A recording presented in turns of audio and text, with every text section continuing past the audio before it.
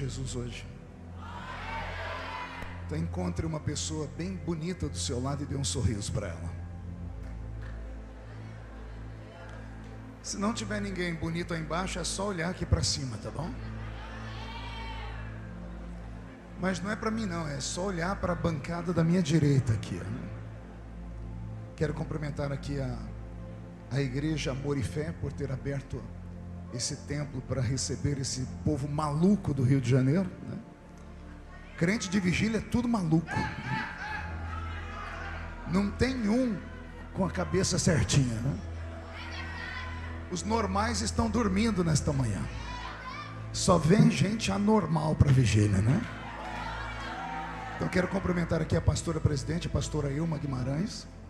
Eu olhei para ela e falei, meu Deus, ela é americana, parece aquelas pastoras lá do Harlem.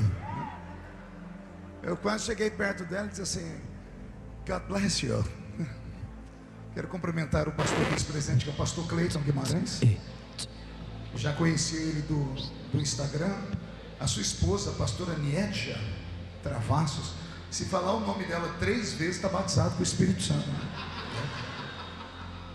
Cumprimentar meu grande amigo aqui, o Davi Vitor, um dos mais ungidos ministros de louvor do Brasil. Deus te abençoe, Davi. Estava indo embora, voltou para prestigiar. Deus te abençoe. E o pastor Daniel Candeias, que foi quem fez a ponte para que eu conhecesse o pastor Renan, né? Que é um filhão. Eu costumo dizer que para chegar perto de mim, né, Jesus é o caminho e o Daniel é o pedágio, né? Vamos estar em pé. Eu prometo que não vou demorar muito. Até as 10 para 5 eu devolvo o microfone aqui. Abra sua Bíblia comigo no Evangelho segundo escreveu São João, o capítulo de número 3 e o versículo de número 8. Deus está aqui. João capítulo de número 3 e o versículo de número 8. Quem encontrou, diga amém. Quem não encontrou, peça socorro. Socorre a criatura. Se não achou o Evangelho de João, é porque o negócio está feio, está bravo, né? João é o 4º livro do Novo Testamento. João capítulo 3, versículo 8, está escrito assim: o vento assopra onde quer, ouves a sua voz, mas não sabes de onde vem e nem para onde vai. Assim é todo aquele que é nascido do Espírito. Como é um versículo só, eu vou ler mais uma vez. O vento assopra onde quer, ouves a sua voz, mas não sabes de onde vem e nem para onde vai. Assim é todo aquele que é nascido do Espírito. Feche a Bíblia, coloque no banco, na cadeira. Como nós aqui já quebramos todos os protocolos possíveis, vamos quebrar mais um. Pegue na mão da pessoa mais perfumada do seu lado. Eu acho que ainda dá tempo. Aperte a mão dele ou dela com carinho, até eles falarem aleluia. Pentecostal que não faz barulho, está com defeito de fabricação, ó. Vamos orar? Pai, nós te exaltamos, nós te glorificamos, e nós entendemos que dentro de alguns minutos este santuário ficará pequeno para o tamanho da glória que o Senhor vai enviar sobre nós. Os que vieram tristes começarão a saltar de alegria. Os que vieram se arrastando não voltam para casa se arrastando. Hoje voltarão voando nas asas de um novo tempo. E antes que eu comece a contar os seus mistérios, cerque esta igreja com a sua glória. E num raio de 5 quilômetros, onde houver um demônio alojado, eu dou a esses demônios segundos para sumirem daqui. Porque se não sumirem, serão queimados pelo poder da sua glória que aqui será derramada. Rasgue o céu sobre este lugar. Manda anjos de fogo descerem aqui. Que estes anjos desçam trazendo brasas de fogo nas mãos. Comecem a esparramar estas brasas entre nós. E onde houver um crente cheio do Espírito Santo, pega ele nesta madrugada, Jesus. Toma ela nas suas mãos agora. Agora. Agora, meu Senhor.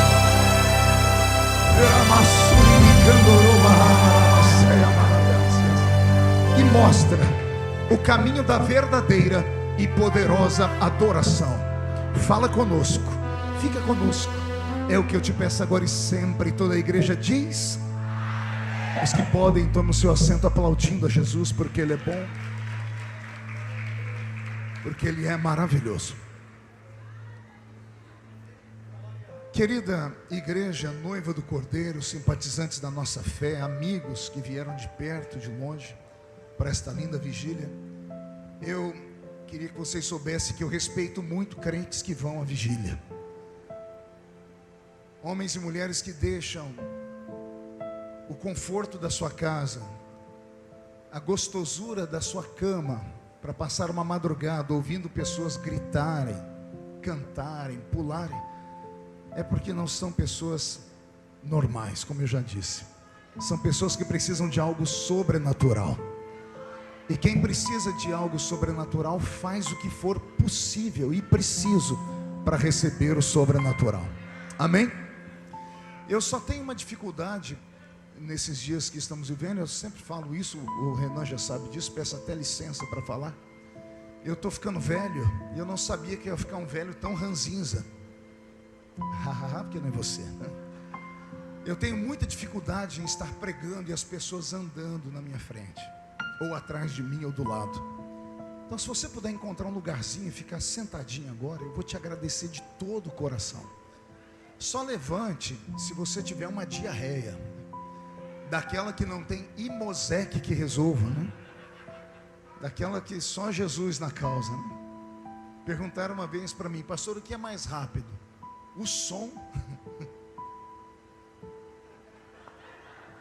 a luz ou a diarreia, né? Eu falei, não sei. Eu falei assim, pastor, a diarreia. Eu falei, porque quando ela vem, não dá tempo de acender a luz, não dá tempo de gritar, sai da frente. Então, se for uma diarreia, por favor, vá. Agora, se não for isso, tente ficar no seu lugar por alguns momentos. Eu prometo que não vou cansar vocês, né? Então eu estou falando aqui para ver se todo mundo encontra um lugarzinho para ficar. Eu acho que quem tinha que sair já saiu, e os que ficaram, ficaram porque precisam de algo divino. Amém, igreja? Você entendeu, pastor? Promete que não vai me chamar de chato? Então tá bom, muito obrigado. Me acompanha o pastor Roberto Marinho. Foi musicista de um dos maiores pregadores do mundo, que é o pastor Benny Hinn, lá dos Estados Unidos da América. Aí o pastor Roberto saiu dos Estados Unidos, deixou o pastor Benny Hinn e veio para o Brasil trabalhar com o pastor Benny Ruim, que sou eu aqui, né? E eu tenho certeza que Deus vai falar conosco profundamente aqui. Queridos, Roberto, mude a música para mim. Quando eu vi o nome desta vigília, eu fiquei impactado. Unção sem limites. Eu sei que o Renan, que dirige a vigília, ele sabe o que é uma unção sem limites. E eu fico me perguntando se você sabe o que é uma unção sem limites. A minha geração é uma geração diferente. É uma geração que foi alicerçada na palavra. Uma geração que teve muitas cobranças. E uma geração que acreditou que Jesus voltaria no seu tempo. As mensagens que crescemos ouvindo eram mensagens sobre o arrebatamento da igreja. Mensagens que quando a gente saía do culto, a gente tinha medo de andar na rua. A gente tinha medo de dormir sem roupa. A gente tinha medo de Jesus voltar quando a gente estivesse tomando banho, por causa da pureza e de tudo que foi plantado dentro de nós. E talvez por isso esta geração passada seja uma geração que tenha um pouco mais de entendimento e conhecimento, e talvez até um pouco mais de respeito quando chega dentro de um culto, quando está na presença de Deus. A geração mais nova, essa que muitos aqui estão, é uma geração que infelizmente tem sido criada sem o fundamento. Conhecem um Cristo superficial, conhecem mensagens superficiais, são acostumados com mensagens feitas em forno micro-ondas, que é aquela mensagem fast food, rapidinha que tem, alimenta, só que não dá sustância nenhuma. E quando o pregador se estende um pouquinho mais, são capazes de virar as costas para ele e ir embora. E isso daqui a alguns anos vai custar muito caro para esta geração. Porque aqueles que alicerçaram a sua casa na areia, o primeiro vento que veio levou ela embora. Mas se você alicerçar a sua casa numa rocha, pode levantar contra você 11.000 demônios. 1.000 cairá de um lado, 10.000 cairá do outro lado, e você jamais será atingido. Alguém entendeu o que eu disse? Dê um grito de glória a Deus aí. Eu estava acompanhando a vigília do caminho, porque eu estou vindo de uma outra vigília. Preguei 2 horas na outra vigília, prego aqui, daqui a pouco vou daqui para Dude, prego de manhã mais 2 horas, e amanhã eu tenho mais 3 ou 4 cultos, sei lá. E eu estava acompanhando vocês, e eu vi o mover de Deus aqui. Eu falei, meu Deus, que coisa linda. É uma vigília que o pregador não tem que jogar fogo no povo, é o povo que joga fogo no pregador, né? Vigília de movimento. O Daniel falou, pastor, prepara melhor que o senhor tem, porque o povo lá vai para o culto e entra, é virado no giraia, né? Eu tive que procurar no dicionário o que é isso, né? Porque eu sou velho, não sei o que é isso. Mas quando eu estava vindo, o senhor disse, filho, ao invés de você pregar algo que vai apenas deixar eles extremamente emocionados e vão sair dizendo, uau, mas que depois de uma hora você perguntar para eles o que foi pregado, eles vão dizer, não sei, só sei que estava bom. O senhor disse para mim, reparta experiências, porque os mais velhos têm experiências. Se pudéssemos somar a experiência dos velhos e o fervor dos jovens, teríamos a perfeição de igreja. Com os jovens está a gana, o desejo, o fervor, a força. Com os velhos, a experiência. Por isso que muitas pessoas às vezes têm dificuldade de compreender essa distância que há entre gerações. Eu já passei por isso. Me lembro quando eu era jovenzinho na igreja, meu Deus do céu. Eu ia pregar, eu já começava dando golpes de Kung Fu, né? Tem pregações minhas antigas na internet, se você quiser ver, é só ir lá conferir. E aí às vezes eu chego em alguns lugares e as pessoas falam, pastor, o senhor esfriou na fé. Eu digo, por quê? O senhor não dá mais golpes de Kung Fu? Eu digo, alô? Quando eu dava golpes de Kung Fu, eu tinha 13, 14, 15 anos. Hoje eu tenho quase 50. E eu não vi o tempo passar. Imagine você que eu prego há 30 anos. Dia desse, quando a ficha caiu, eu falei, meu Deus, o que aconteceu comigo? Eu não imaginei que um dia eu ia ter barba branca, cabelo ralo, que eu ia ser vovô. Eu nunca imaginei que o tempo passasse tão rápido. O relógio do tempo, gente, não para. E se eu pudesse voltar atrás, eu ia consertar muitas coisas que eu fiz errado. Uma delas é achar que o culto pentecostal tinha que ter muito barulho. Porque quantas vezes eu espanquei igrejas. Espanquei, literalmente, porque o pregador pentecostal, ele é meio valente. Ele vai pregando, quando ele não acerta o povo, ele tira um chicote gigante e dá-lhe. E aí tem aqueles crentes que só Jesus na causa grita, fala Deus, né? Fala, ele grita isso porque ele sabe que tem alguém precisando. Ele está apontando o dedo para o outro. Ele não tem coragem de falar, mas quando acha, fala Deus. Está vendo? Só que um dia eu preguei tanto em uma igreja, e bem na minha frente tinha uma senhora, e ela não se movia, ela não se mexia. E eu dizia, levante a mão, ela não levantava. Eu dizia, pula, ela não pulava. Eu falei, meu Deus, o Satanás botou essa mulher aí para testar meu ministério. E eu fiz o que era possível e impossível, e nada tocava ela. Final do culto, quem vem pedir oração para mim? A geladeira. Aí eu olhei para ela e disse assim, não vou orar pela senhora. Ela disse, por que não, pastor? Disse, porque a senhora passou o culto inteiro me enfrentando, me olhando com essa cara feia, parecendo que foi batizada num pote de vinagre. A senhora não levantava a mão, a senhora não gritava, a senhora não fazia nada. A senhora é uma mulher muito fria. Aí ela respirou fundo e disse assim, eu enterrei o meu filho ontem, pastor. Uma bala perdida matou meu filho. Eu não ia vir no culto hoje, mas uma irmã me arrastou e disse, vamos lá que Deus vai usar o pregador. E o pregador quase matou ela. Quando eu vi isso, eu disse, meu Deus, quantas pessoas eu machuquei, em nome de uma emoção que só funciona naquele momento.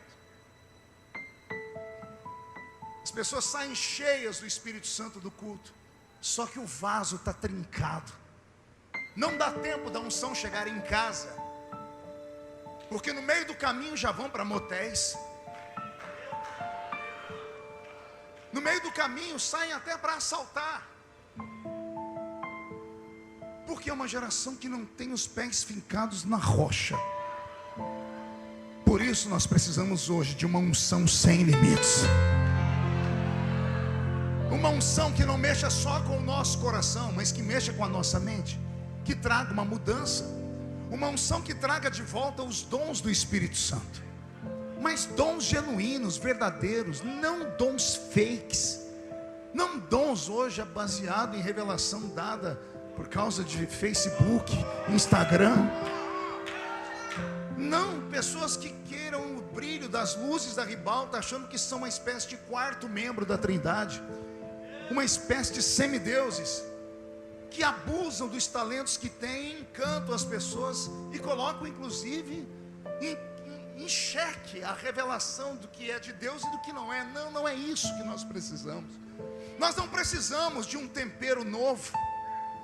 Nós não precisamos de uma mensagem escalafobética. Isso é a linguagem de quem já fez seminário. Nós precisamos daquele tempero antigo. Nós precisamos daquela comida feita no fogão a lenha,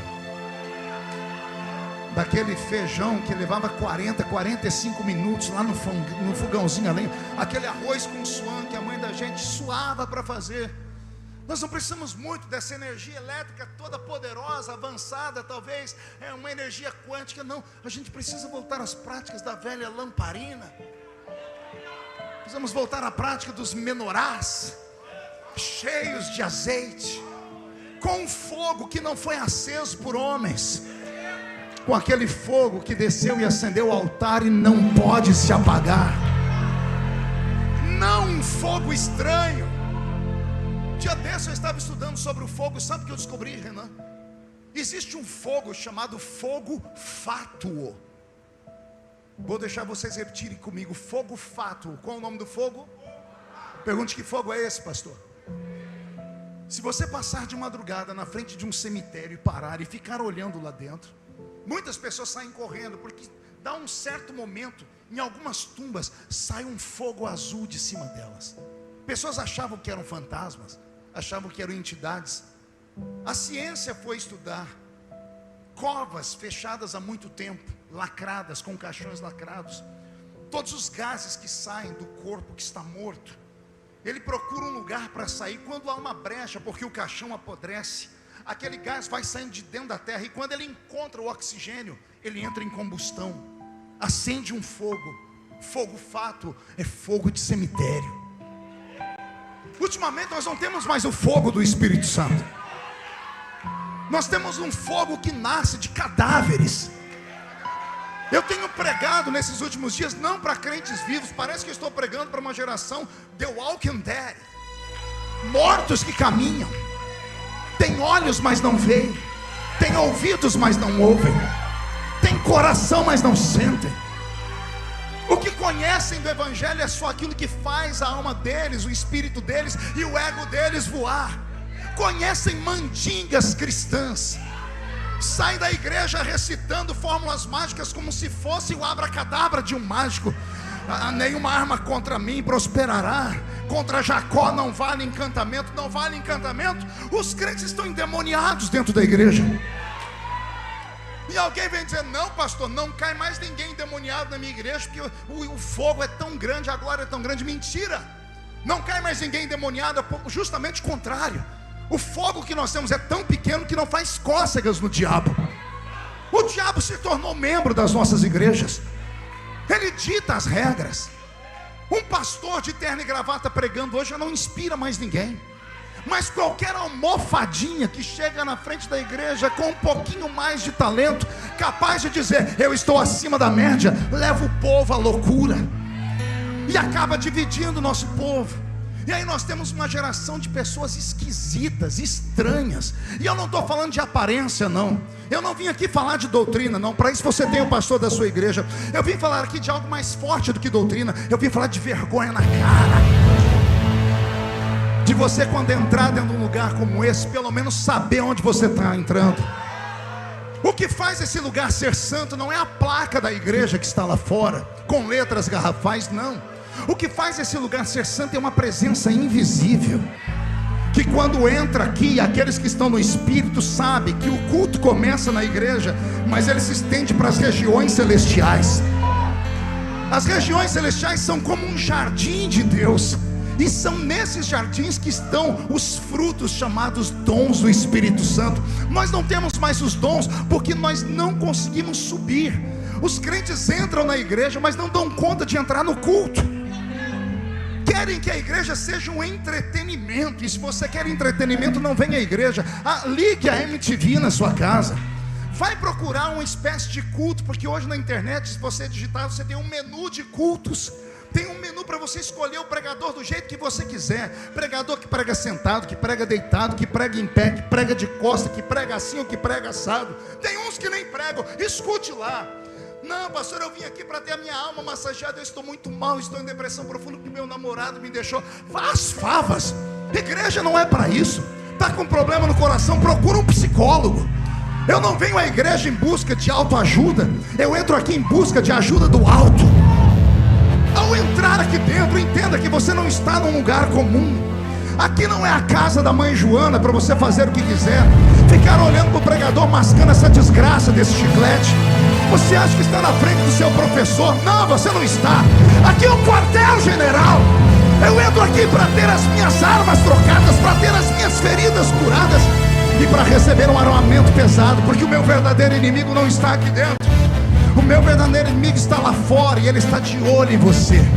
E ele é invisível, e esse inimigo não respeita você engravatadinho, não respeita o seu carro importado, não respeita o seu dinheiro no banco, não respeita a sua pele bonita, bem tratada, não respeita o seu cabelo à base de shampoozinho, não respeita você por ser poliglota, porque estudou na UFRG. Não, ele só respeita a canela de fogo, só respeita crente ungido, só respeita crente que quando transpira, transpira azeite puro. E é por isso que eu preciso de uma unção sem limites. Se você quer subir comigo nesta viagem, vem, mas é uma viagem só de ida. Não dá para voltar mais. Se não quiser ir, vai para casa, porque a porta da rua é ser vendida essa casa. Mas se vier comigo, nós vamos voar agora. Nós vamos conhecer o céu pelo lado de dentro. Já atravessamos o alpendre, já atravessamos o átrio, passamos o lugar santo e vamos para o santo dos santos agora. Só que quem vai para o santo dos santos tem que tomar cuidado. Quanto mais perto da glória, mais perto da morte você fica. A glória de Deus, ela não é compatível com a carne humana. Vou repetir, a glória de Deus não é compatível com a carne humana. Todas as pessoas que chegaram muito perto de Deus ficaram esquisitas para a humanidade. Todas as pessoas extremamente usadas por dons espirituais acabam adoecendo. Você deve conhecer no Rio de Janeiro as irmãzinhas de oração, os irmãos de oração. Eles não moram no alto dos arranha-céus ou Recreio. Eles estão lá no alto da Rocinha, lá no complexo do Alemão. As casas não são grandes, são de tapera velha. Eles oram e o céu se abre. Detalhe, eles trazem o céu para a terra, mas são pessoas adoecidas, são pessoas pobres. E alguém pergunta: o que é isso, pastor? A glória de Deus é incompatível com a carcaça humana. Quanto mais perto de Deus, mais esquisito você vai ficar. Quanto mais perto de Deus você ficar, menos amigos você vai ter. Quanto mais perto de Deus você ficar, menos compreendido você será. A sua igreja vai te convidar para você sair de lá. Vão dizer que você é louco, desequilibrado, maluco, beato de igreja, rato de igreja, piolho de igreja. E quando começarem a te chamar de santarrão, é porque o negócio está ficando bom. Porque aqueles que caminham com Deus não têm o apelo dos homens.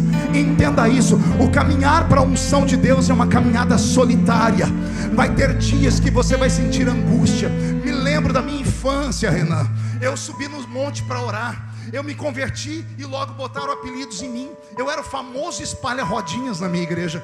Terminava o culto, os jovens mais descolados se reuniam. Quando eu entrava entre eles, em 2 segundos a rodinha era dispersada. Eu sabia que era preconceito que eu sofria. Depois eu descobri que eles falavam que eu só falava de Bíblia. Ora, eles esqueceram de ler a Bíblia.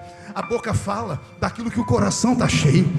Se você só fala de internet, de Instagram, de youtuber, é porque o seu coração só está cheio disso. Se você não aceita um pregador como eu, porque só falo de Bíblia, de Espírito Santo, é porque eu só tenho isso para falar. O homem é aquilo que ele absorve ser. E um dia orando no monte, eu estava em gritos, eu disse: Senhor, por que eu não posso ser um moço comum, um jovem como os outros? E o Senhor bradou do céu e disse: porque um dia vão querer ser igual a você. Existem homens e homens, mulheres e mulheres nesse mundo. Existem pessoas que nascem de 100 em 100 anos. A essas pessoas o Senhor dá algo a mais. Eu costumo dizer que Deus deu à raça humana normal 5 dons, que eu chamo de sentidos. Ele deu à raça natural, a todos os homens nascidos de mulher, com exceção daqueles que nascem com uma anomalia física, 5 dons que nós chamamos de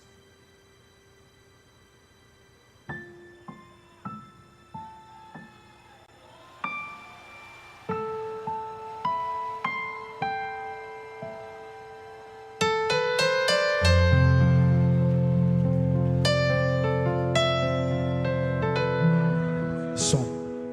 5 sentidos são eles: visão, audição, olfato, paladar e tato. Conseguiu memorizar?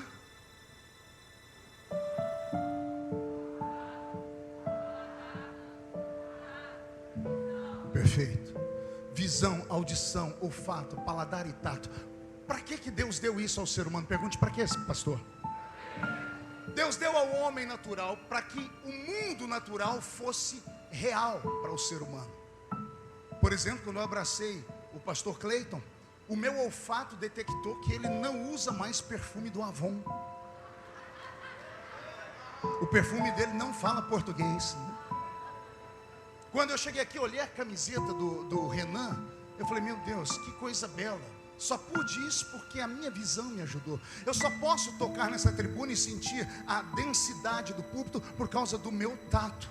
E eu só posso sentir o sabor das coisas por causa do meu paladar. Então, para que é que nós temos esses 5 sentidos, que são 5 dons? Para que o mundo material, natural, seja real para aquilo que é natural e normal. Mas existe um grupo de seres humanos a quem Deus deu um 6º sentido.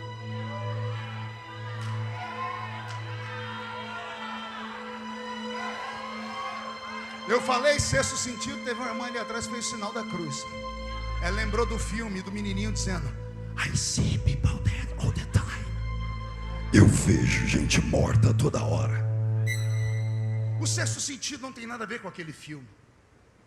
Pastor, isso é uma linguagem muito mística. E quem disse que o cristianismo pentecostal não é místico?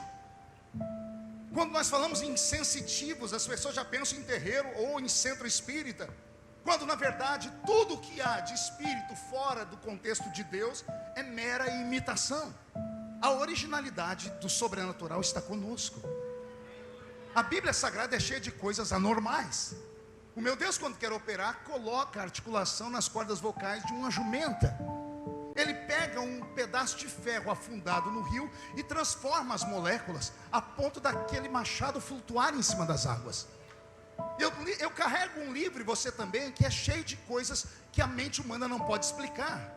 E aí vem o crente moderno e diz assim: mas não é bem assim, é que existem metáforas. Não é nada de metáfora, seu geladão. É que o nosso Deus sempre trabalhou com aquilo que é anormal. Só que aquilo que é anormal é só para quem é anormal. Eu vou repetir. As pessoas na igreja não acreditam em mais nada porque são normais, são naturais, querem a resolução tudo na esfera aqui da terra. Por isso Deus já não pode mais operar, porque Deus só trabalha com quem acredita. E o acreditar é a fé. A fé é você acreditar naquilo que não existe, mas que a sua consciência já acreditou que aquilo já aconteceu. Isso é a fé. E hoje a nossa geração é uma geração que quer uma explicação lógica para tudo. E não há explicação lógica para aquilo que é milagre, para aquilo que é sobrenatural. Que explicação há para mim, Marco Feliciano, que ando na minha cidadezinha onde eu nasci, estou andando na rua e alguém fala assim: esse aí era o ex-cortador de cana, esse aí era o engraxate, filho de uma mãe solteira que morava com 12 pessoas dentro de 2 cômodos. E aí alguém vê a miséria onde eu nasci e fala, mas como é que ele fala bem desse jeito? E me comunico não apenas em português, mas em outros 2 idiomas.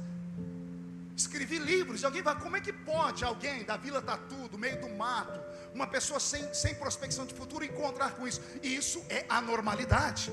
Só que eu cresci numa igreja de gente doida. Estou eu no culto um dia e levanta a irmã Geni lá no púlpito, culto de ciclo de oração. Ela diz, por que eu estou vendo esse menino aqui? E todo mundo olhou para trás, só tinha eu. Por que eu estou vendo esse menino? Olha, eu ia em culto de ciclo de oração sozinho. Por que eu estou vendo a bandeira do Brasil enrolada nele? Eu tinha 15 anos de idade.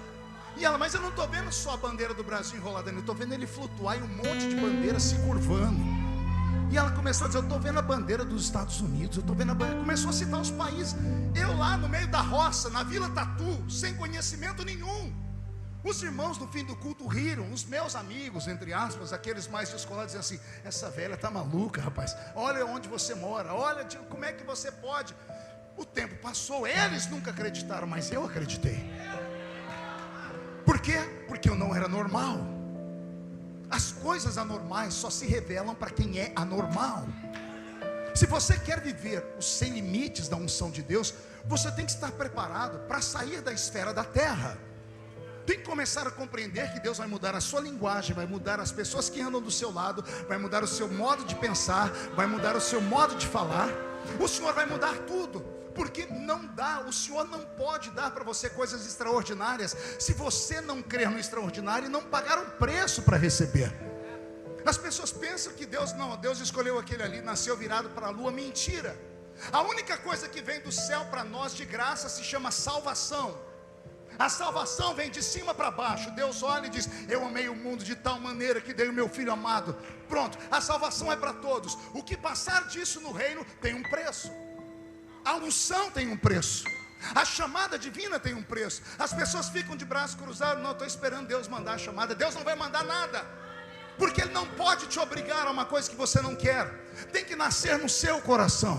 É você quem tem que dizer, eu quero pregar, eu quero cantar, eu quero dirigir a vigília, eu quero correr, eu quero tocar, eu quero fazer. Se não nascer no seu coração, Deus não vai fazer nada. Senão Deus seria injusto.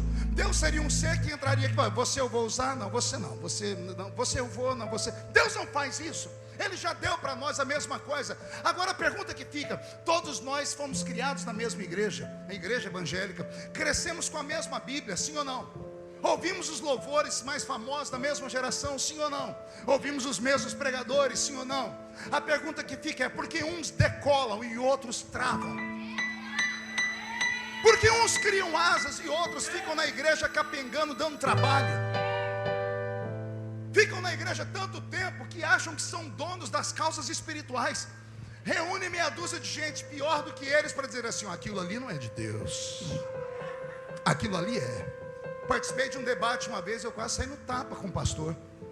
A discussão era cair no espírito, repousar no espírito, é de Deus ou não é? Aí vieram os teólogos, se cair para frente é de Deus. E abriram a Bíblia, está escrito que aquele que encontrou com o anjo se prostrou. Aí o outro disse, então se cair para frente é de Deus, se cair para trás é do diabo, porque Deus não derruba ninguém. Aí eu levantei e disse assim, senhores, e se a pessoa cair de lado? E se ela só sentar? Aí eu falei, os senhores não são mestres em coisas sobrenaturais. Anote o que eu vou dizer para você. Há um rio, que é o rio do avivamento. Não nasceu um homem na terra até hoje, desde os tempos de Jesus até hoje, que teve condições de prender o seu fôlego suficiente para ir nas profundezas do rio e ver tudo que tem lá. Vou repetir, não nasceu ainda um homem, uma mulher capaz de prender a sua respiração e descer nas profundezas do rio e falar, eu conheço tudo sobre Deus. Não existe tal ser humano. Ninguém pode falar, eu sou mestre nas coisas divinas. É como a teologia, eu sou mestre em teologia, me formei na Universidade Americana, sou Doctor in Divinity, doutor em divindade. Bela porcaria. O dia que eu entendi, me deu vontade de rasgar os diplomas. Como um ser humano de carne e osso pode achar que conhece o pensamento de Deus? Nós conhecemos um rascunho. O pensamento de Deus é mutável. O Senhor se revela a cada um de uma forma. O que para mim é certo, para você não é. O que Deus deu para você, não deu para mim. O Senhor não fez da sua igreja uma fábrica como a General Motors, que quando sai um carro com defeito, ela é obrigada a ir no Jornal Nacional e colocar lá o reclame dizendo: atenção, todas as pessoas que compraram o carro, ano tal, modelo tal, favor procurar uma concessionária para um recal, porque tivemos um problema na repimboca da parafuseta, deu um problema num carro, daí em todos. Não, Deus não nos fez em série. O dia que Deus te fez, Ele estava apaixonado.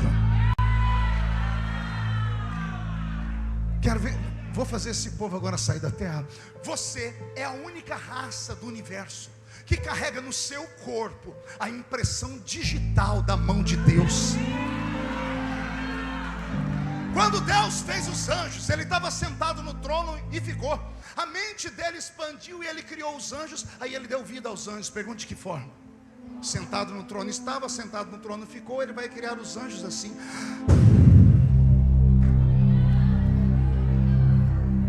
Anjos são espíritos ministradores que ministram a favor daqueles que hão de herdar a salvação. A palavra espírito vem do grego ruach ou ruach. E ruach ou ruach em grego é isso aqui, ou isso aqui, vento ou hálito. Anjos são vento, hálito. De quem? De Deus. A vida só pode sair a partir da vida.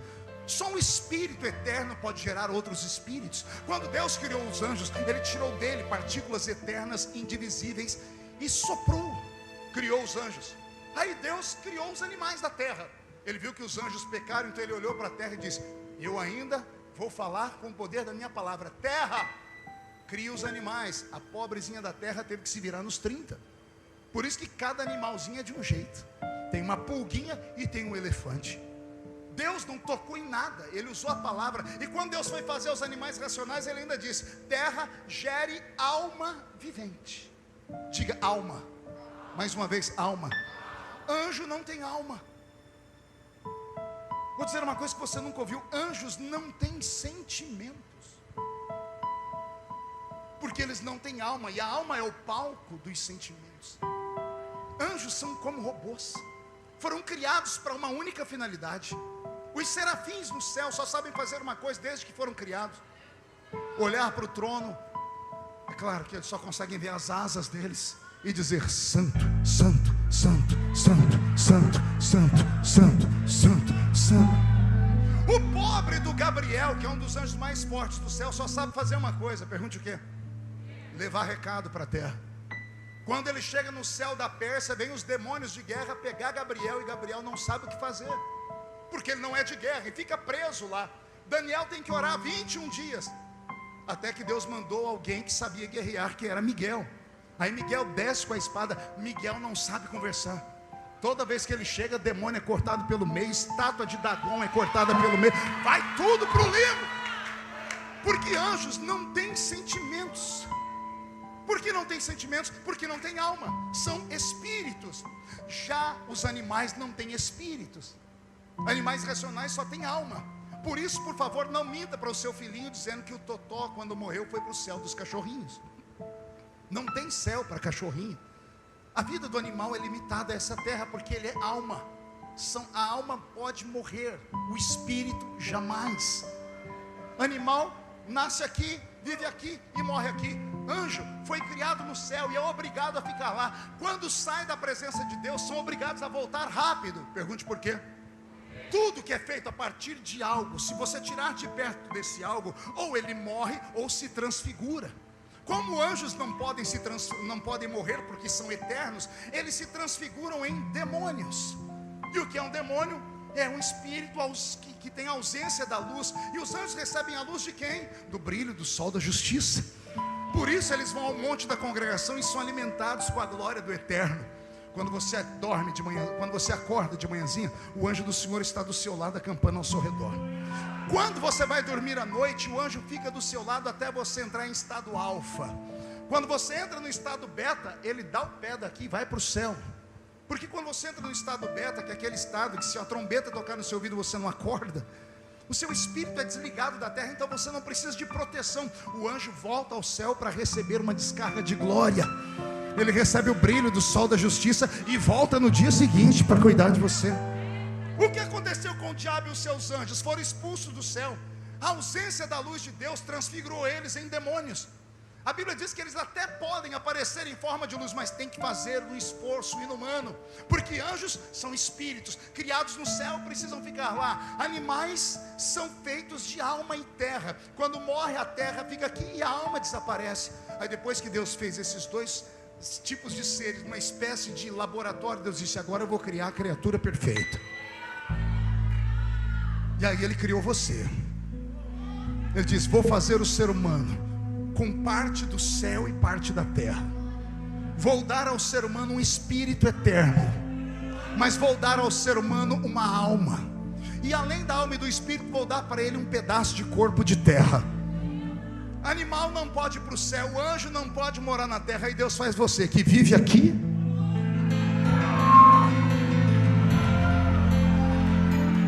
Entendeu? Não, vou falar. Anjo só pode morar lá, vem visitar a terra, mas não pode morar na terra, porque o reino dele é espiritual, o céu é espiritual. Animal só pode viver na terra, porque não tem outro lugar para eles. Aí Deus fez você que mora aqui. E dada a palavra de ordem, o mesmo Senhor descerá do céu com voz de arcanjo, trombeta de Deus e alarido.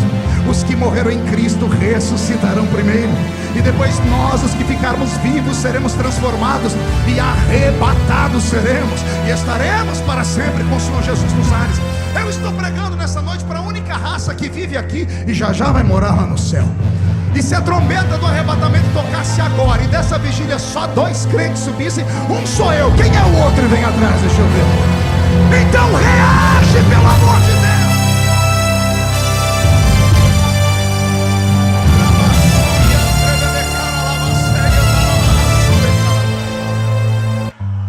Ouça-me. Ao homem natural, Deus deu 5 sentidos naturais. Ao homem espiritual, preste atenção, não se perca. Ao homem e à mulher espiritual, Deus deu um sentido a mais, que eu chamo de 6º sentido. Qual é a finalidade do 6º sentido? A mesma dos outros 5, só que como o 6º sentido é para o espírito, ele dá ao crente a habilidade de perceber o mundo invisível. Conseguiu subir aqui comigo ou não? Os 5 sentidos naturais é para um mundo natural. O 6º sentido é para um mundo invisível. E aqui está a falha desta geração. A minha geração serve ao Senhor porque os nossos olhos viram coisas extraordinárias.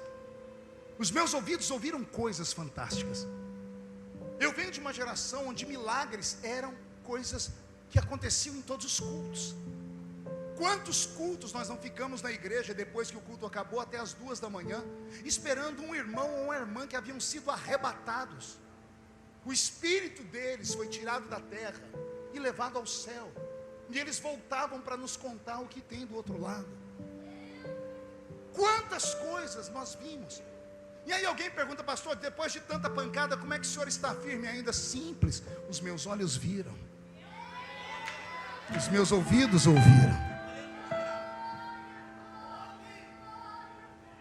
O Espírito Santo é o mesmo da igreja neotestamentária, só que na igreja neotestamentária ele era respeitado.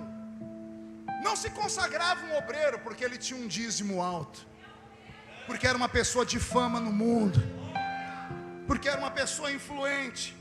Para separar um obreiro, alguém esperava o Espírito Santo falar: apartai para mim Barnabé e Paulo para a obra que eu os tenho chamado. A igreja de Atos dos Apóstolos tinha uma comunhão tão grande com o Espírito Santo que não compravam e não vendiam sem antes perguntar a ele. Ao passo de um crente vender a casa e esconder a metade do valor e chegar em Pedro e Pedro falar: por que mentistes ao Espírito Santo? E a pessoa catapum morria.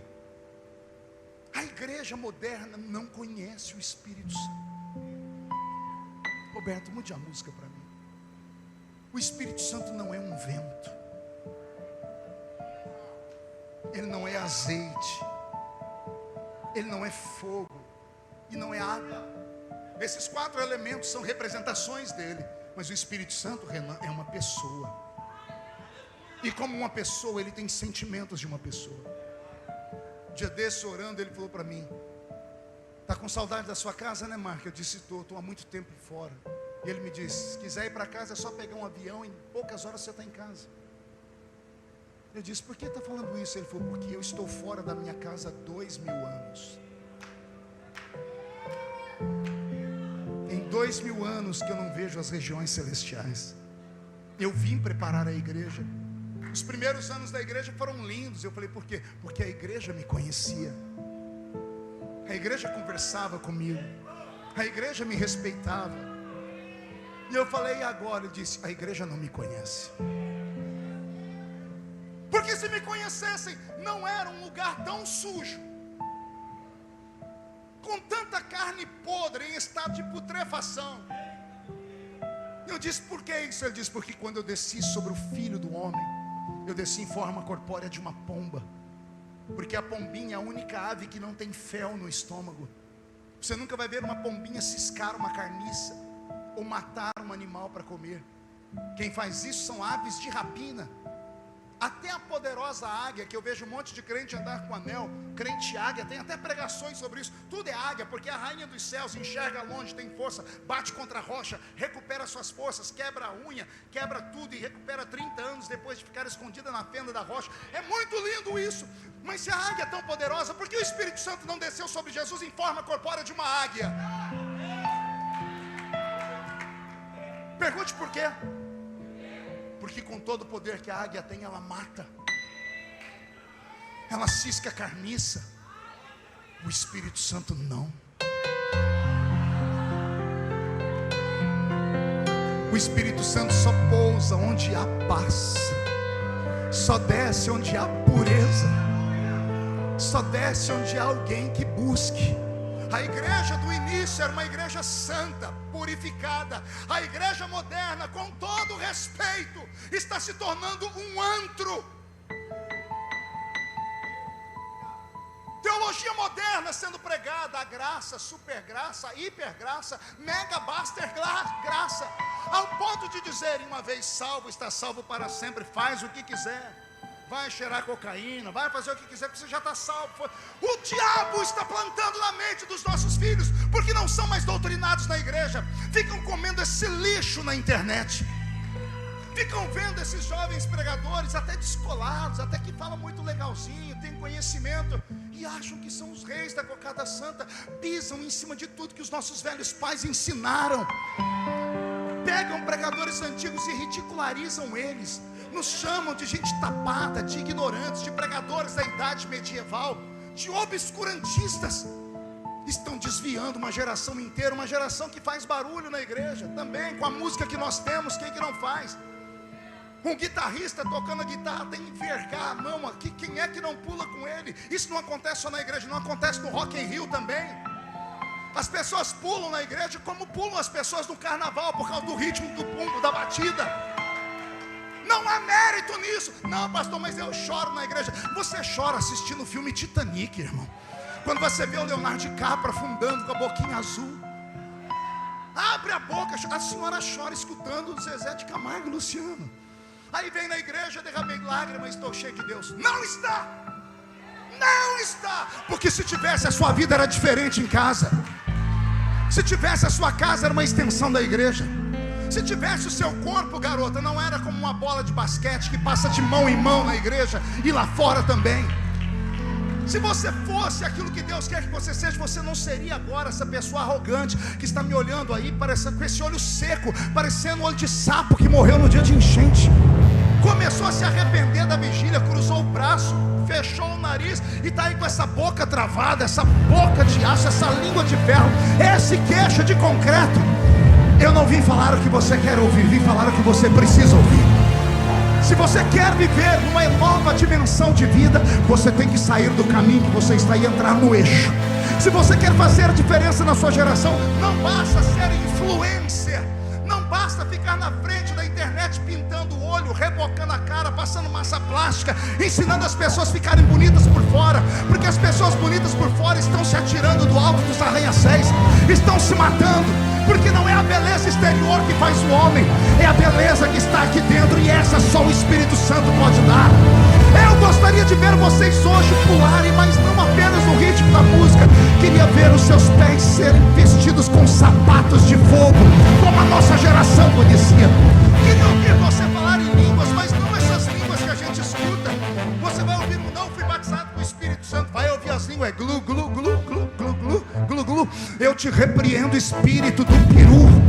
Se o Senhor Deus pode te dar um idioma, não meia dúzia de palavras, mas para isso você tem que cavar, para isso você tem que mergulhar mais fundo, para isso você tem que mudar a sua história, mudar a sua vida, mudar o seu ritmo, mudar o seu... Você precisa de um propósito. Se você quer ir ao céu, a porta está aberta, mas ela continua estreita.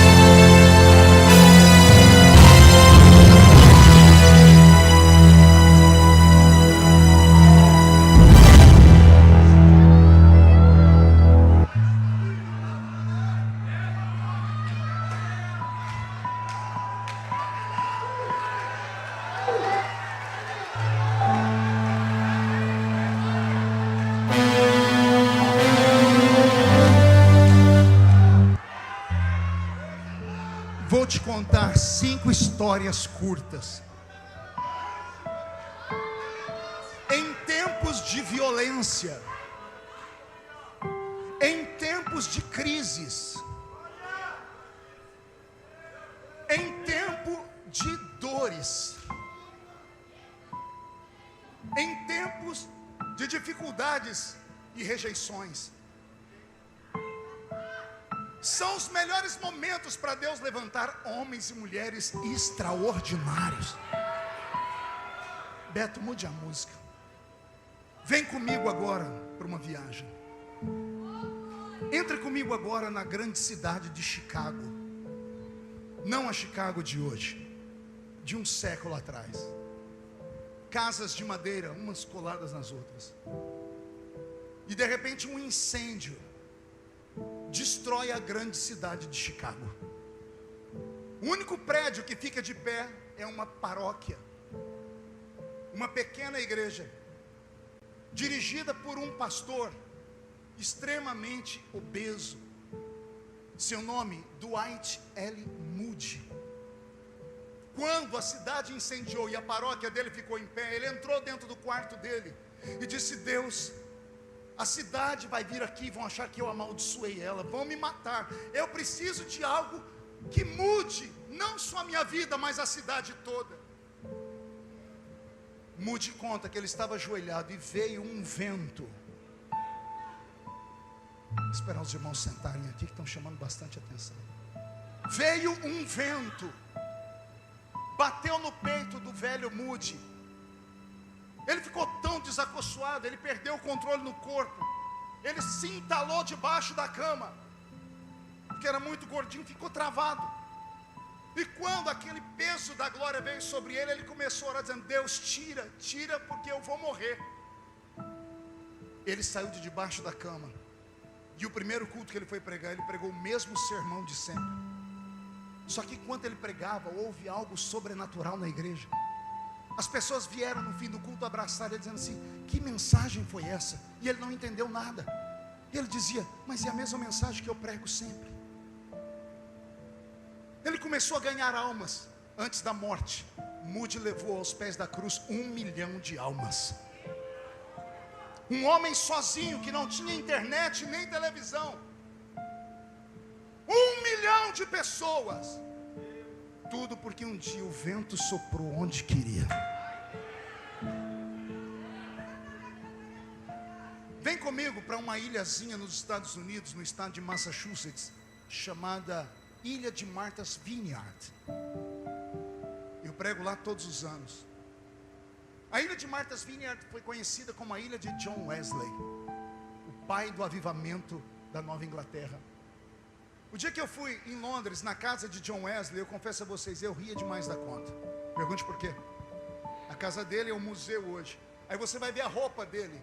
A roupa de John Wesley veste uma criança de 8, 9, 10 anos. Ele era nanico, extremamente pequeno. O sapato dele era, no Brasil seria o número 33. E quando a gente ouve falar de John Wesley, a gente fica apavorado. Aí lá na ilha de Martha's Vineyard, há 80, quase 90 anos atrás, quando os Estados Unidos da América ainda tinham um ensino religioso, porque depois veio uma senhora O'Neill que abriu um processo na Suprema Corte e arrancaram a Bíblia das escolas e a oração das escolas. Nessa época ainda podia. As professoras levaram as crianças de Boston para a ilha de Martha's Vineyard, e lá na ilha mostraram para as crianças a casa do grande evangelista John Wesley, que numa época de inverno, em cima do cavalo, conseguiu levar 10 mil pessoas para aquela ilha para orarem por um avivamento pelo mundo. Um inverno inteiro, 3 meses, 10 mil pessoas deixaram as suas vidas para correr atrás daquele nanico, só para orar. Não eram pregações efusivas, não tínhamos, era só oração. E os Estados Unidos da América mandaram o maior número de missionários para o mundo, tudo graças a John Wesley. Há 90 anos atrás quase, as professoras estavam com as crianças na ilha. E de repente, a professora leva um grupo de crianças na casa onde John Wesley ficava na ilha. E ela sobe no segundo andar e abre a porta do quarto de John Wesley, uma cama muito pequena. E a professora disse, Wesley dormia do lado de lá da cama, exatamente para chamar a atenção das crianças. As crianças curiosas falaram, por que dali? Como é que a senhora sabe? E a professora disse, venha cá, olhe no chão, o chão de madeira. 2 marcas redondas, afundadas na madeira. E as crianças disseram, como ele fez isso? E a professora, joelhos dobrados. 10 horas de oração por dia, 11 horas de oração por dia, 12 horas orando por um avivamento. A madeira afundou, tem a marca até hoje para quem for lá. Terminou tudo aquilo, a professora disse, Deus está procurando um novo Wesley. As crianças foram brincar para o piquenique. Na hora de ir embora, as monitoras chamaram para entrar no ônibus, e na lista de chamada faltou um menino, o William. E as monitoras correram pela ilha para saber onde estava o William. A professora que estava com a classe dele disse, olha, eu levei eles na casa de Wesley. E ela entrou na casa de Wesley, olhou lá no sótão, olhou no basement, olhou a casa inteira e o menino não estava. A professora abriu a porta do quarto onde John Wesley dormia e não tinha ninguém. Quando ela foi fechar a porta, ela escutou um gemido. Ela abriu a porta e seguiu o gemido. Do lado de lá da cama, na ponta dos pés, um menininho de 8 anos de idade, pequeno, loirinho, olho azul, estava com um joelho numa marca e o outro joelhinho na outra. E como ele estava todo desconfortável, ele ficou menor que a cama, por isso que ninguém via. E a professora começou a ouvir a oração dele, e ele com as mãozinhas grudadas, chorando, dizendo assim, papai do céu, me transforma no novo Wesley. Eu me emociono porque eu tive a oportunidade de vê-lo vivo. Fui uma vez ver ele pregar num ginásio, não entendi nada, porque ele pregou uma mensagem tão sem açúcar. Pregou uma mensagem que qualquer criança da Assembleia de Deus prega. Mas quando fez o apelo, o estádio inteiro desceu aos prantos. Pessoas jogando maços de cigarro, drogas. Eu nunca vi aquilo. Eu falei, meu Deus, o que é isso? Esse homem morreu o ano passado, o ano retrasado. Seu nome, Billy Graham.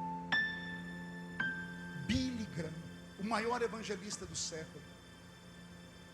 Billy Graham e John Wesley, Moody, eram pessoas como eu e você. Mesma matéria, podre, carne e osso. Mesma Bíblia. O que falar de Charles Finney, o inglês que era bebum e fumante, ia na igreja, uma vida lá, outra cá, até que um dia Deus deu um puxão de orelha, ele fez um pacto de santidade. Veio sobre ele uma graça, que onde ele passava as pessoas iam caindo pelo chão. Ele parou Londres um dia, entrando numa fábrica de tecelagem, a maior fábrica de tecelagem de Londres. Ele não pregou, na medida que ele ia andando da fábrica, as pessoas que trabalhavam com os teares começavam a arrebentar, não conseguiam colocar a linha nas agulhas, começaram a tremer e começaram a se jogar no chão e começaram a dizer: Deus, perdoa os meus pecados. Eles não viam Finney, eles viam um brilho no rosto dele. O que falar de John Hyde, o homem que orava, diácono de uma igreja, diácono. Veio um grande pregador, pregou numa grande cruzada, fez um apelo, não veio uma alma. O pastor da igreja ficou tão envergonhado que pegou o pior diácono que ele tinha. Ô João, vem fazer uma oração. John Hyde começou a orar. Ele orou por 3 horas. Quando ele abriu os olhos, tinham mais de 5.000 pessoas ajoelhadas na rua. Ele orou tanto que o coração dele mudou de lugar. Porque a oração compunge, ela arrebenta a pessoa por dentro. Ele orou tanto que o coração dele saiu do lugar da esquerda e foi parar no lado direito. O que falar da senhorita Kathryn Kuhlman? Uma mulher que passou por problemas que você jamais imaginaria. Destruiu um casamento. Não era o dela, o de outra pessoa. Ao ponto dos Estados Unidos nunca mais deixar ela pregar. Até que um dia ela entrou no quarto, viu o que ela tinha feito, pediu desculpa ao rapaz que ela tinha casado, se divorciou dele, botou um anel no dedo, passou a usar uma roupa comprida e disse: agora eu vou viver só para Jesus. Não deixava ela pregar. Então ela começou a pregar na rua. A senhorita Kathryn Kuhlman foi a única mulher do mundo que parou Las Vegas. Fez uma cruzada em Las Vegas uma noite. Todos os cassinos pararam, os prostíbulos pararam. Naquela noite, mais de 100 paralíticos abandonaram suas cadeiras de roda.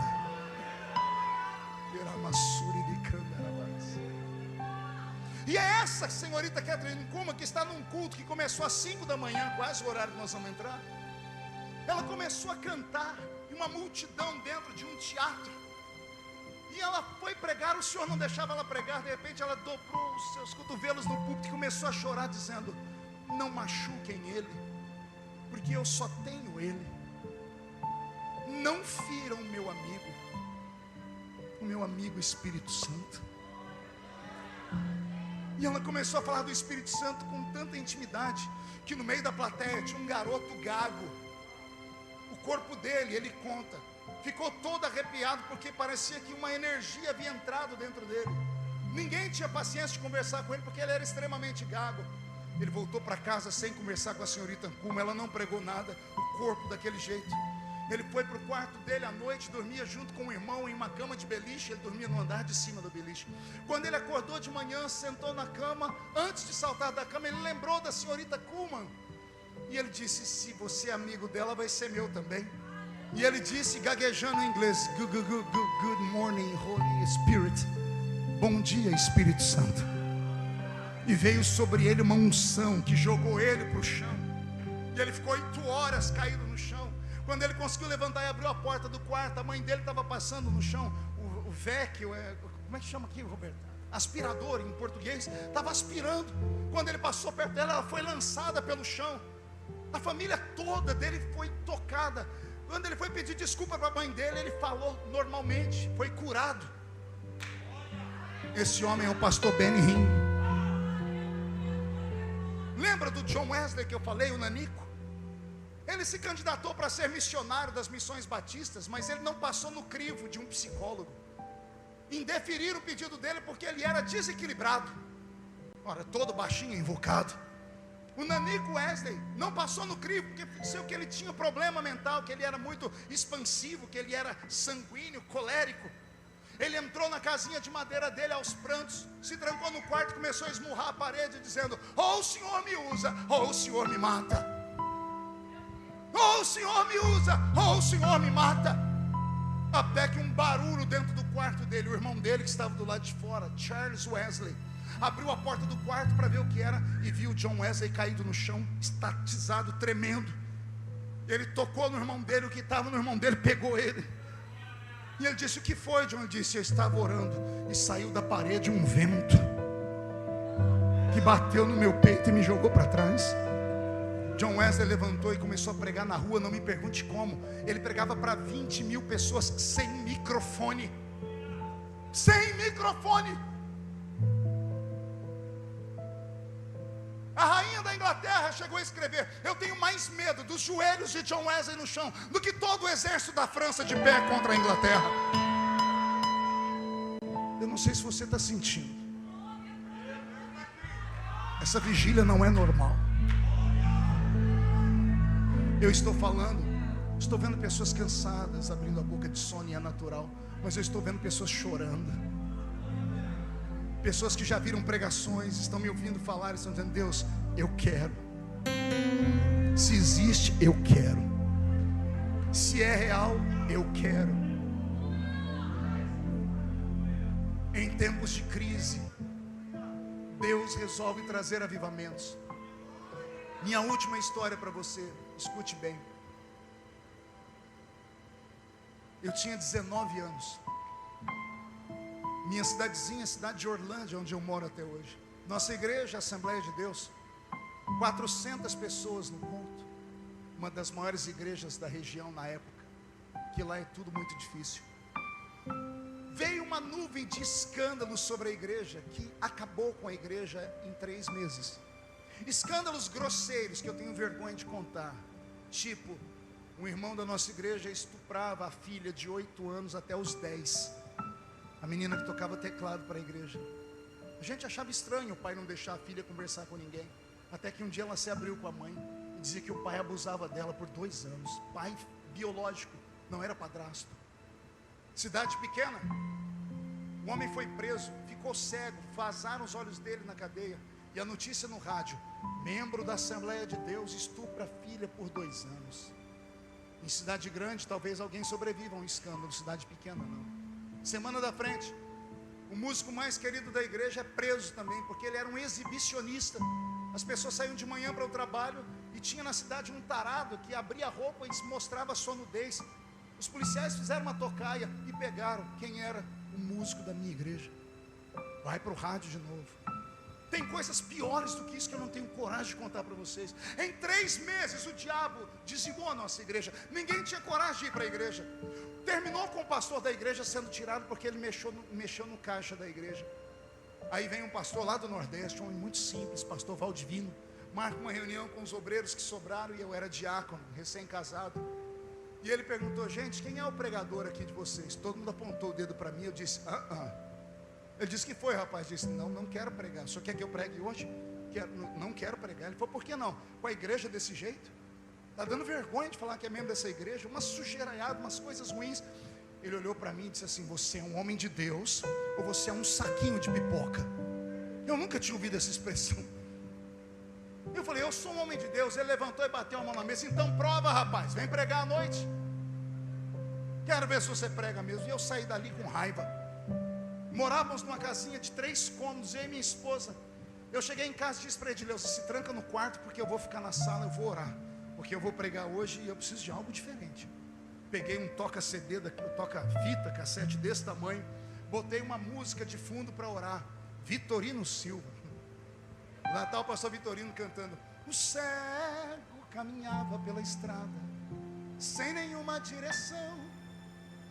E eu dobrei meus joelhos, botei meu cotovelo no assento do sofá, minha cabeça no encosto, e disse: Deus, o Senhor nunca me deixou sozinha, mas a igreja precisa ver algo novo. Se há, eu quero. O que eu conto agora é só para quem é crente. Do encosto do sofá saiu um vento, uma lufada, um sopro de ar quente, bateu na minha testa como uma mão me empurrando, me jogou para trás. Eu tentei abrir o olho e não consegui mais, porque a sala tinha sido tomada de uma luz muito forte, ao ponto das minhas pálpebras ficarem vermelhas. Meu corpo começou a enrijecer. Eu falei: Deus, não me mata. Eu achei que eu tinha feito algum tipo de pecado, achei que tinha blasfemado. Eu falei: Senhor, não me mata. E uma voz estrondou dentro da sala dizendo: não é a morte, filho, eu estou te dando hoje um ministério de fogo para as nações. Onde você não for, a sua história irá, e eu levantarei um exército através da sua vida. Voltei em mim, tentei ficar em pé. Cadê as forças das pernas? Saí engatinhando, bati na porta do quarto. Minha mulher me ajudou a ficar em pé. Daí para frente, é ela que conta, porque eu não me lembro de mais nada. Ela disse que eu entrei orando em línguas dentro do quarto quando fiquei em pé. me troquei orando em línguas, fomos para a igreja. Eu fiquei na porta da igreja com a mão estendida. Todo mundo achava que eu estava louco. Ela dizia que eu ficava conversando como se tivesse alguém do meu lado. Eu não me lembro nada disso. Naquele dia, o Espírito Santo trouxe todos os crentes para a igreja, por curiosidade. Queriam ouvir o pastor do Nordeste que tinha chegado. Mas o pastor disse: quem vai pregar hoje é o diácono, porque eu estou muito cansado. Marco Feliciano, vem pregar. Eu subi ao púlpito e li um versículo. O vento assopra onde quer. Ouves a sua voz, mas não sabes de onde vem e nem para onde vai. Assim é todo aquele que é nascido do Espírito. Quando eu fechei a Bíblia, o céu desabou. As pessoas começaram a cair dentro da igreja. Imagina, no meio do mato, nós não conhecíamos ministério de unção, nada disso, Assembleia de Deus tradicional. As pessoas começaram a tombar, e não foi uma, não foram duas, foi a metade da igreja para o chão de uma vez. Eu me assustei tanto que eu virei para trás para falar com o pastor: o que é isso? Quando eu virei para trás, caiu todo mundo para trás, do pastor e os presbíteros. Eu não sabia o que fazer, eu não sabia onde colocar a minha mão. A notícia esparramou, o culto acabou 2 da manhã. Jesus curou, batizou com o Espírito Santo. O pastor pegou o microfone e disse: quarta-feira tem outra congregação, né? Feliciano vai estar lá de novo, avise a cidade. Entupiu a igreja dentro e fora, nas ruas. E eu fui pregar e disse: vamos ver se funciona de novo. Abra sua Bíblia, João 3,8. O vento sopra onde quer.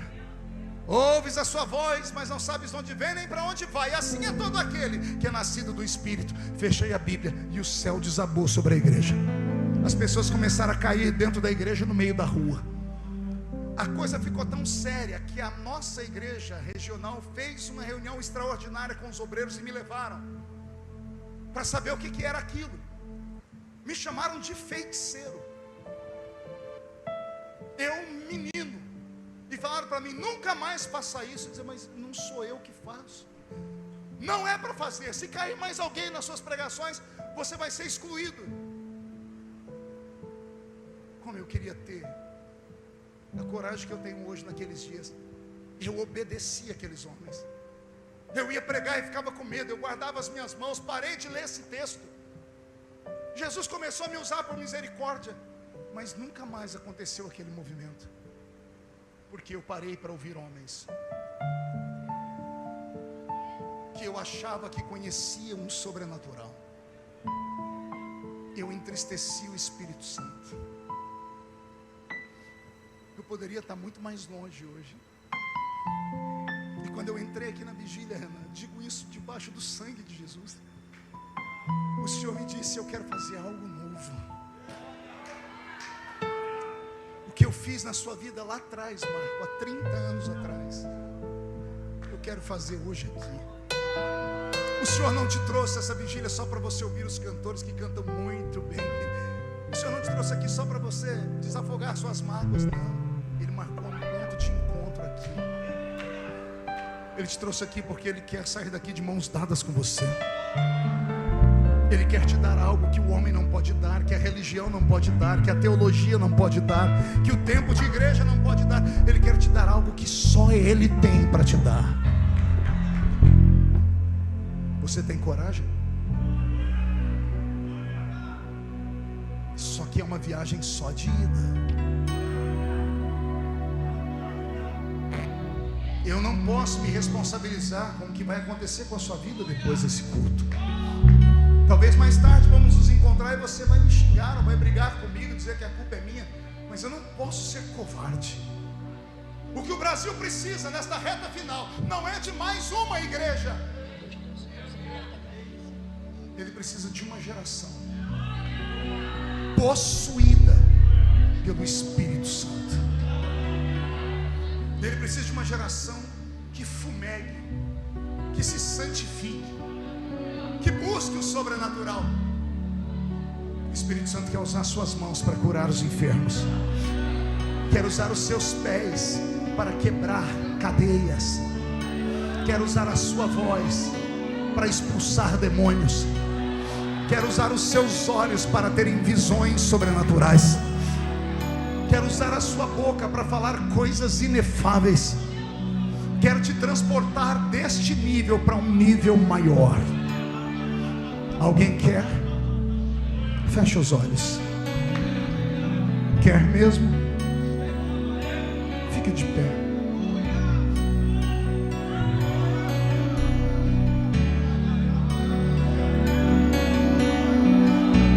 Tem um homem na Bíblia que depois de muitos anos na frente da igreja do Velho Testamento, a igreja dava tanto trabalho para ele que ele duvidou da chamada dele. Seu nome é Moisés. Um dia ele subiu um pouquinho num elevado e disse: Deus, o Senhor está comigo de verdade? Não é coisa da minha cabeça? E o Senhor disse: eu estou contigo, Moisés. Então me mostra a sua glória. Eu quero ver a sua glória. Moisés, quem me vê morre, o Senhor me ressuscita depois. Eu quero ver a sua glória. E o Senhor disse: aí onde você está eu não consigo te mostrar. Sobe, Moisés. Sobe o monte, Moisés. Só que cuidado, Moisés, porque, Senhor, quanto mais perto da glória, mais perto da morte você está. Só que cuidado, Moisés, com o que, Senhor? Cuidado com o medo, porque quanto mais perto de mim você chega, mais perto de uma nuvem escura você está. O livro do Êxodo diz: e Moisés se aproximou de Deus na nuvem escura onde Deus estava. E o Senhor se mostrou pelas costas, e Moisés ficou com seu rosto brilhando, porque a glória que estava em Deus colou em Moisés. Alguém acredita nessas loucuras? Consegue fechar os olhos? Consegue orar agora? Faz prova. Pastor, e se eu cair aqui? Sei lá. Pastor, e se eu não cair? Sei lá também. Pastor, e se eu pular? Sei lá. E se eu falar em línguas ou profetizar? Sei lá. Eu só posso te trazer até aqui. Eu te trouxe à beirada do rio. Pular no rio é uma decisão sua. Estou conseguindo te arrastar para o alto da montanha, mas ver a glória de Deus é com você. Se tem alguém aqui que acredita nessas coisas e está cansado de uma vida comum e tem coragem de dar um passo a mais e vir aqui perto de mim,